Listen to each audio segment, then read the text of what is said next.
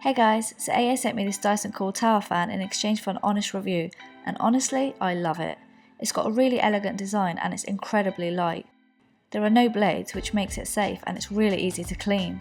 It uses air multiplier technology, which helps provide smooth streams of air around the room, and it's pretty much perfect for all kinds of weather, thanks to its 10-speed settings, which you can control with a small remote control that it comes with. The remote control lets you power it on and off, set the speed you want, or even set the sleep timer to program the fan to turn off after preset intervals, great for those humid nights. There's also a button to allow the fan to pivot so the whole room is cooled, which is cool. What I love most about it is just how quiet it is. It's nothing like your conventional fans that are super loud. This is very quiet, but it's so powerful. Even at a low speed setting, it is very effective, so it's ideal for both small and large rooms. I also love that the fan has a magnetic surface at the top for easy storage off the remote. No complaints here.